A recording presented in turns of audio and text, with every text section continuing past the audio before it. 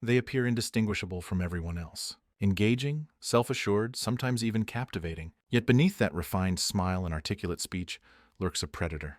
Psychopaths circulate among us daily, disguised as companions, partners, colleagues, even family members. I wouldn't comprehend the impact until I'm left depleted, bewildered, questioning my own perception of reality, while they've seamlessly transitioned to their next unsuspecting target. The most alarming aspect? Experts estimate approximately 1 in every 100 individuals exhibits psychopathic characteristics. This implies I've likely encountered one already. Perhaps I'm interacting with one presently, and unless I recognize the warning signs, they'll maintain their hold over me, manipulating, gaslighting, and extracting everything possible without a fragment of remorse. But I am not defenseless. In this video, I'm dissecting 5 unmistakable indicators signaling I'm dealing with a psychopath, and precisely why immediate withdrawal, not mere walking away, is imperative upon recognizing them. These aren't abstract definitions. They are real-world red flags accompanied by examples I've possibly experienced or am currently experiencing. Do not skip any portion of this video. Overlooking even a single sign could cost me years of my life. Emotional abuse, shattered trust, demolished self-esteem. That's their forte, but today we put an end to it. Select the subscribe option, activate notifications, and let's delve into it, because what I'm about to learn could fundamentally change everything. Let's proceed to number 1, superficial charm and initial manipulation. Have I ever met someone who made me feel perceived in a manner previously unparalleled? Someone seeming to instantly grasp my rhythm, mirroring my humor, passions, insecurities as if tailor-made solely for me? Initially, it feels like destiny. They recall minute details I've shared, demonstrate support in ways others haven't, and utter precisely the right words at the perfect moments. It's easy to conclude, finally someone understands me. But this isn't serendipity, it's strategy. This is how a psychopath infiltrates my life. Not through threats or hostility, but with charm so meticulously crafted it mimics love. Only it isn't. It's manipulation wearing a facade. They aren't connecting with me, they are studying me. Every compliment, shared interest, thoughtful gesture serves as a tool they employ to delve deeper into my psyche, learning my motivations, cravings, and fears. It isn't affection, it's reconnaissance. Let's dissect this. Psychopaths function as emotional strategists. They learn early how to simulate empathy and connection, yet they lack the capacity to genuinely feel it. They understand that mirroring my values, dreams, vulnerabilities allows them to lower my defenses and gain trust. So when I mention feeling overwhelmed at work, and suddenly they are the sole individual offering complete understanding, it feels like connection, but in reality they're identifying a vulnerability for later exploitation. Suppose I once casually mentioned an obsession with true crime documentaries. Subsequently, they orchestrate a binge-watching evening, complete with snacks, referencing details I barely recall mentioning. Initially flattering, yes, but examine closely. This isn't about shared enjoyment, it's about control. It's about rapidly constructing the illusion of intimacy to expedite the lowering of my guard. That's the mechanism of love bombing. It isn't chaotic or impulsive, it's systematic. I'm inundated with validation, affection, attention, availability. My phone constantly alerts with endearing texts. Discussions about our future arise within weeks. They make me feel chosen, special, secure. But the truth remains it's entirely conditional. Because the instant I assert no or reclaim a modicum of control, perhaps delaying a response, questioning a statement, the dynamic shifts dramatically. The warmth vanishes, replaced by ice. Suddenly they become distant, cold, even irritable, leaving me wondering about my supposed transgression. That constitutes the first major red flag.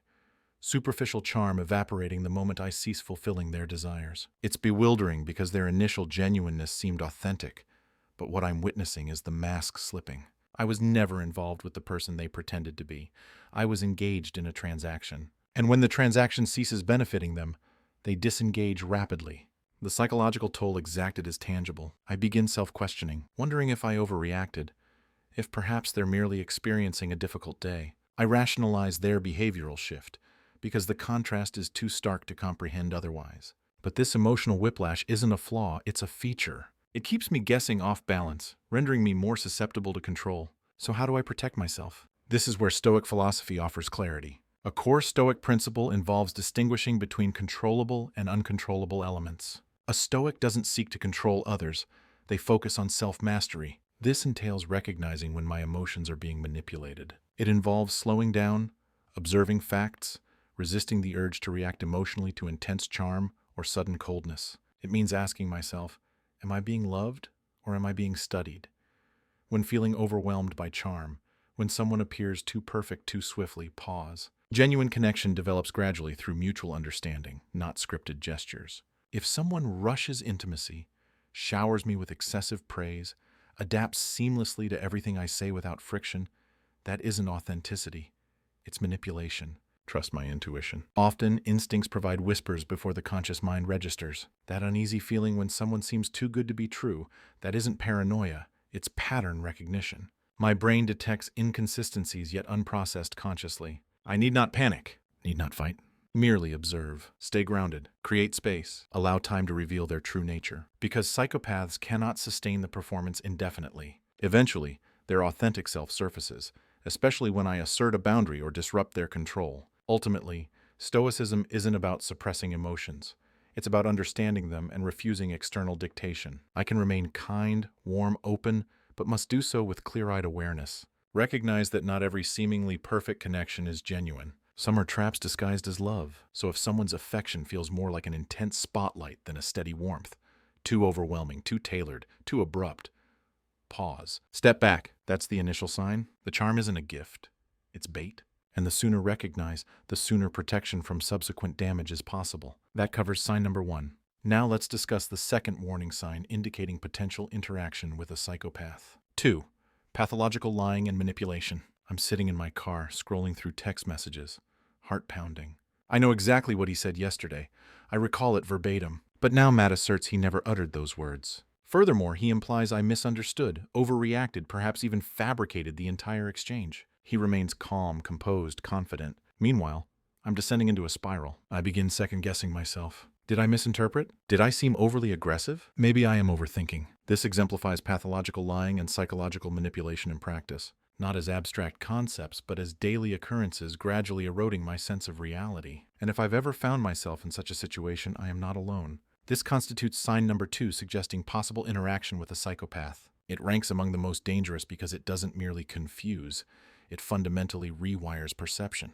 Individuals like Matt don't lie conventionally. This isn't about avoiding conflict or preserving reputation. Psychopathic lying is both compulsive and strategic. They lie unnecessarily even when truth would be simpler, easier. They lie because it confers power. Controlling the narrative equates to controlling perception and ultimately controlling me. They construct narratives with disturbing facility.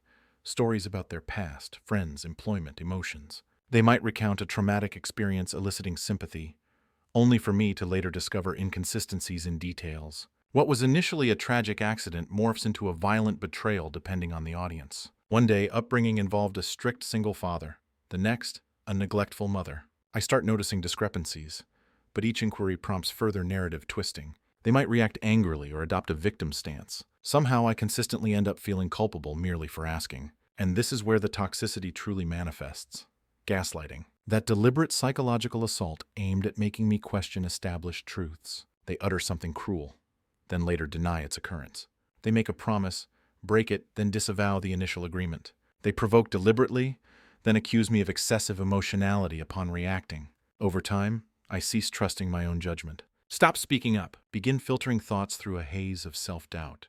Let's return to Matt. He informs me that our co-worker, Jen, has been speaking negatively about me behind my back, claiming he's merely looking out for my interests. Simultaneously, he tells Jen I have an issue with her. He instigates conflict from both sides, quietly savoring the chaos created. This isolates me, induces paranoia. The only person seeming to understand, the only one appearing supportive, is him, but it's a calculated trap. He manufactured the drama to ensure his centrality within my emotional sphere. This tactic, known as triangulation, proves devastatingly effective. It severs support systems while elevating his perceived importance in my life. Psychologically, I'm dealing with someone lacking a functional moral compass. Psychopaths don't experience guilt as I do. They don't grapple with remorse. Their lies aren't slips. They are weapons wielded with precision. They understand the emotional impact of words, incorporating just enough truth into falsehoods for plausibility. They study me to discern which version of reality I'm most inclined to accept. Once identified, they adhere to it with unnerving conviction, even when confronted with irrefutable evidence. What can I do when ensnared in such a mind game? Here, Stoicism offers a crucial lifeline. A core tenet involves distinguishing controllable elements from uncontrollable ones. I cannot control another's veracity or their refusal to be truthful. But I can control my response. Stoicism teaches emotional discipline, not detachment. Observe without immediate reaction. Step back asking, is this truth or manipulation? Convincing them isn't necessary. Winning the argument isn't the goal. Protecting my mind, clarity, peace is paramount. Document occurrences. Record conversations, dates, events, not for use against them, but as a personal reminder of reality when lies accumulate. Provide myself hard evidence when cognitive dissonance arises. Consult trusted individuals outside the manipulator's sphere of influence. Allow them to reaffirm my identity, corroborate events. Most importantly, upon noticing these patterns, constantly shifting truths, besieged memories, feeling destabilized for asking questions, recognize it accurately. Psychological warfare. I am not broken. I am being systematically broken down by someone viewing my confusion as an opportunity for control. That constitutes the second unmistakable sign of dealing with a psychopath: pathological lying and psychological manipulation. And it's not merely cause for concern, it's grounds for immediate departure. Because prolonged exposure leads further adrift from personal reality, and regaining self becomes a significantly more arduous battle thereafter. If you found these insights valuable, let me know by commenting yes below. Your thoughts matter, and I'd love to hear from you. 3. Lack of empathy and emotional depth. Have I ever poured my heart out to someone? Shared struggles, heartbreak, fears, only to receive a vacant stare or a flat, overly polished response that felt unsettling? Sitting there emotionally vulnerable, hoping for solace, yet feeling as though my pain ricocheted off an impenetrable surface? That moment, when someone hears my vulnerability yet reacts as if observing a cinematic scene, rather than experiencing it alongside me, offers a glimpse into interaction with an empathy-deficient individual. And that marks the third major sign of dealing with a psychopath. Psychopaths can observe emotion. They can recognize, label, even mimic it with unnerving accuracy, but they cannot genuinely feel it in the way healthy humans do. What I experience with them isn't connection, it's a performance. Akin to watching someone deliver a flawless theatrical monologue, everything appears correct, words, expressions, yet something essential is absent: the intangible human spark, the soul. Empathy forms the core of emotional connection. It's what causes us to wince at another's pain, enables sitting silently with a grieving friend, feeling their sorrow resonate within our own being. Psychopaths lack this capacity. They are emotionally deaf. They perceive feelings like watching a muted film, describing events without being personally affected. Consequently, their responses to suffering can seem bizarrely inappropriate. When I'm anxious or heartbroken, they might offer logically sound but emotionally robotic advice. Or worse, respond with annoyance because my distress inconveniences them. They don't process sadness as something requiring compassionate space. They view it as disrupting their comfort or control. This emotional void isn't merely difficult to comprehend, it's dangerous, because psychopaths perceive people not as individuals possessing inherent worth and dignity, but as tools. I am either useful or irrelevant, period. This differs from mere selfishness. Selfish individuals can still experience guilt, regret causing harm. A psychopath does not. To them, my emotions represent data, material for study, manipulation, or future weaponization. I'll notice it through subtle, unsettling behaviors. While grieving a loss, they might make an inappropriate joke or dismiss the significance. While recounting a shattering experience, they appear more bored than moved. These aren't mere signs of emotional immaturity. They offer windows into a mind operating fundamentally differently from mine. I might try harder, explaining differently, expressing more emotion, hoping for comprehension, but they won't understand. They cannot. Even their closest relationships suffer from this deficiency in depth.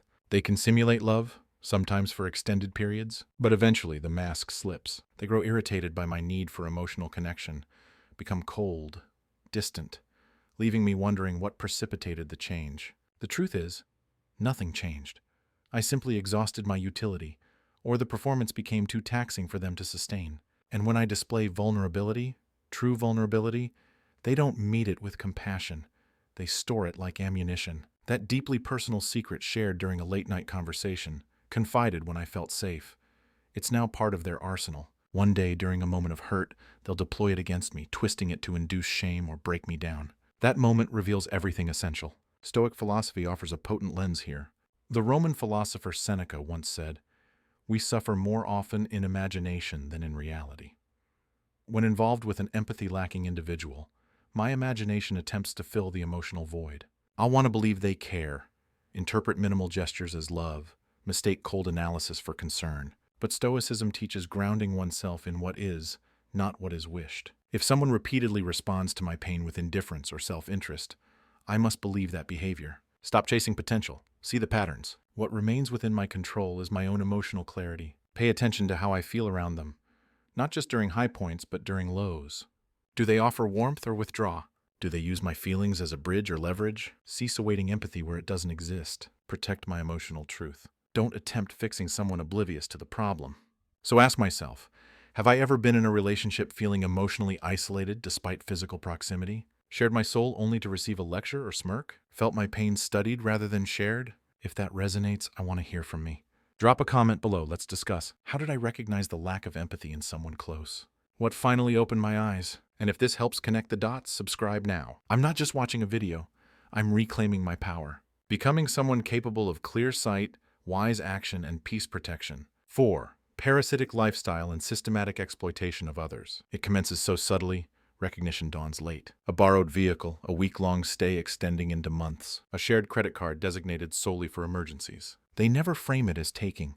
They term it sharing, mutual support, building a future together. But the reality is darker. I'm not in a partnership. I'm being systematically exploited. This marks the 4th unmistakable sign of dealing with a psychopath. A parasitic lifestyle characterized by the systematic exploitation of others. Not someone occasionally relying on support during difficult times, but someone habitually using people as stepping stones. Someone viewing my time, money, energy, space not as mine, but as resources theirs to access, deplete, and ultimately discard. Let's say I meet someone like Aaron, charismatic, brimming with ambition, perpetually envisioning business ventures, travel itineraries, exciting future prospects. Initially, it's inspiring. She makes me feel life could be grander, fuller, more thrilling. But those dreams invariably carry a cost. Obstacles always arise. An investor withdrawal, a family crisis, a temporary financial shortfall, and I consistently emerge as the solution. She frames each request as a mutual opportunity. It isn't about her needing assistance. It's about us building something magnificent together. So I lend some money, promised repayment next week, then next month, then indefinitely postponed. I allow her temporary lodging. Soon she's effectively moved in, ceased contributing, subtly claiming my home as hers. These boundary violations don't occur abruptly. They infiltrate gradually, one minor transgression at a time. Psychopaths don't merely take.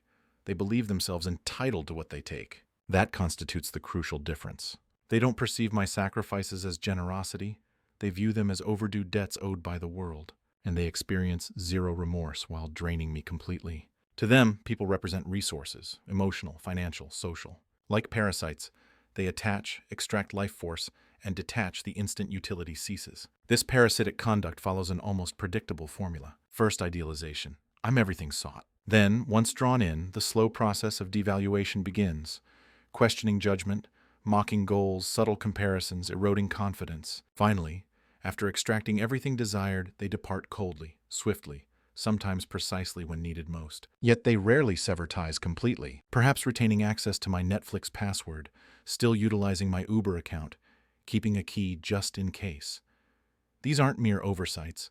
They are tactics, potential tools for future extraction. Meanwhile, I'm left not just financially depleted, but emotionally hollowed, questioning instincts, doubting worth, wondering how blindness persisted. The truth is, they excel at identifying susceptible individuals, those exhibiting empathy, success, or recent vulnerability, perhaps recovering from a long relationship, dealing with loss, starting anew. They read these cues like predators tracking prey, feeling no shame. In their minds, sufficient intelligence would have prevented granting access. That encapsulates the cruelty of their logic, blaming me for their actions against me. Psychologically, they operate with a hollow sense of self, often masked by grandiosity or relentless charm. They don't form genuine bonds, they form attachments serving specific purposes. Cease serving that purpose, and value plummets to zero. This is where Stoic philosophy can function as a shield. Epictetus once stated, "Wealth consists not in having great possessions, but in having few wants."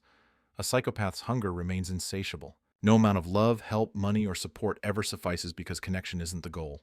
Control is. I cannot outgive their need, cannot fill their void, but I can protect my own resources. Stoicism teaches prioritizing peace above possessions, virtue above validation.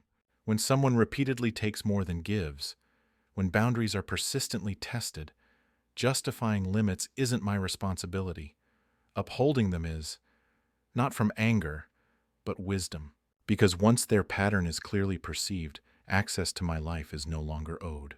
Recognize the exploitation for what it is, not merely inconsiderate behavior, but a deliberate survival method enacted at my expense. Reclaim space, time, money, self-respect. Because to a psychopath, generosity represents merely a resource for exploitation, and the longer boundary enforcement is delayed, the more they will take. The sooner recognized, the sooner departure with remaining assets intact is possible. That concludes sign number 4. Next, we'll uncover the final signal indicating interaction with a psychopath. 5. The impulsive and irresponsible even in the face of undeniable harm. There exists a particular type of individual whose life perpetually seems poised on the brink of chaos. Employment proves transient. Romantic history resembles a path littered with broken commitments. They recount tales of betrayal, unfair treatment, misfortune, yet the consistent element remains their perpetual lack of culpability. Spending sufficient time in their vicinity inevitably leads to cleaning up messes not of my making, shouldering burdens I didn't create, apologizing for actions never committed. This constitutes the 5th and final warning sign suggesting potential interaction with a psychopath. Impulsivity coupled with a chronic refusal to accept responsibility. Unlike the slow, calculated manipulation characterizing earlier signs, this one can feel almost frenetic. Psychopaths crave stimulation akin to a drowning person gasping for air. Boredom proves unbearable, routine, suffocating. Consequently, they pursue the next thrill, whether a new job, spontaneous cross-country relocation, reckless relationship, living moment to moment with utter disregard for the impact of their choices on others. The fallout remains in their wake like shattered glass, shards others are compelled to navigate. Consider someone like Jason, superficially magnetic, constantly discussing grand plans, new ventures, exciting ideas. Yet, beneath the charm lies a consistent pattern of destruction. He flits between startup concepts, never seeing projects through, borrows money without repayment, overstays welcomes at friends' residences. And when ventures inevitably collapse, he spins the identical narrative. It wasn't his fault. Investors withdrew. His ex proved too controlling. His boss failed to appreciate his vision. That aspect renders this pattern so destructive, not just the chaos, but the pervasive denial. Most individuals, upon erring, engage in reflection, experience guilt, attempt remediation, or at minimum, learn from the mistake. Psychopaths do not. They rewrite reality to favor themselves, consistently casting themselves as victims. They exhibit an allergy to accountability, executed so convincingly I might find myself believing them, defending them, even as they slowly erode my peace and drain my energy. Psychologically, this reveals something deeper than mere immaturity or poor habits. It reflects a fractured moral compass where personal gratification consistently outweighs others' well-being. No internal braking mechanism exists, no pause between desire and action. They act first, dealing with consequences, if at all, only when compelled. And even then, blame never rests with them. This lack of responsibility isn't arbitrary, it's strategic. It permits continuous movement unburdened by emotional weight, repair, or reflection. Stoic philosophy offers clarity amid such chaos. Chrysippus, a prominent Stoic thinker, once stated, "He who errs in action errs in judgment." When caught within someone else's turmoil, it's easy to feel the surrounding irrationality is somehow my fault, that I failed to do enough, be sufficiently supportive, understanding. But Stoicism teaches detachment from another's dysfunction. Their erratic choices are not my burden. Peace cannot be found attempting to hold together someone thriving on disorder. When someone's life consists of a cycle of self-inflicted harm, when they repeatedly spiral downwards expecting rescue each time, it transcends mere instability. It signifies entitlement. I'll notice it in their demands for forgiveness without apology, commitment without consistency, support without contribution. Hear it in narratives where they are perpetually wronged, never responsible. Feel it in the exhaustion of constantly justifying their behavior, the discomfort of blame when refusing, the guilt projected upon finally protecting personal boundaries. There's also something profoundly disorienting about their emotional volatility, playful and affectionate one day, cold and cruel the next. These dramatic shifts often coincide with moments of accountability, or when behavioral consequences become undeniable. It isn't a mood swing, it's a defense mechanism. Confronted with the truth of their actions, they either erupt, disappear, or transform into someone barely recognizable. The change proves so jarring, memory of their true nature begins to blur. The solution isn't fixing them, it's freeing myself. Because regardless of compassion offered, second chances granted, or tenacity of grip, they will not change. Not due to incapacity, but because they perceive no problem. The concepts of maturity, accountability, choosing stability over chaos hold no appeal. The very behaviors causing destruction are those providing a sense of vitality. I must recognize this for what it represents, not an unfortunate character flaw, but a lifestyle capable of pulling me under if proximity persists. Practicing Stoic detachment here doesn't imply hardening my heart. It means safeguarding my peace. Understanding that compassion doesn't necessitate becoming collateral damage in another's self-created disaster. I am under no obligation to repair what they persistently choose to break. If any of this felt painfully familiar, I'm not alone, nor am I irrational. I've simply